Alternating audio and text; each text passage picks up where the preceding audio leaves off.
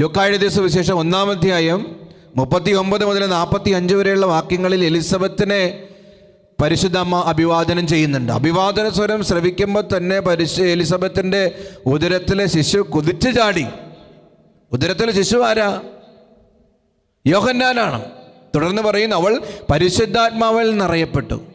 പരിശുദ്ധ അമ്മയുടെ ഒരു വാക്ക്, ഒരു സ്പർശനം, ഒരു കാഴ്ച കിട്ടുമ്പോൾ തന്നെ ഉദരത്തിലെ ശിശു എലിസബത്തും ഒക്കെ സന്തോഷത്താൽ പരിശുദ്ധാത്മാവിനാൽ നിറയാണ്.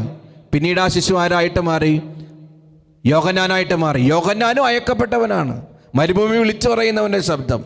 അവനും അവസാനം ഈശോയ്ക്ക് വേണ്ടി രക്തസാക്ഷിയായിട്ട് മാറ്റപ്പെടുന്നുണ്ട്. സ്ത്രീകളിൽ നിന്ന് ജനിച്ച ഏറ്റവും മഹാ വ്യക്തിയായിട്ട് യോഹന്നാൻ രൂപാന്തരപ്പെടുന്നുണ്ട്. അപ്പം ഇന്ന് മെസ്സേജ് ബോക്സിൽ ടൈപ്പ് ചെയ്യണം, പരിശുദ്ധ അമ്മേ എന്നെയും ഈശോയുടെ അപ്പോസ്തലനാക്കി രൂപാന്തരപ്പെടുത്തണമേ എന്ന്.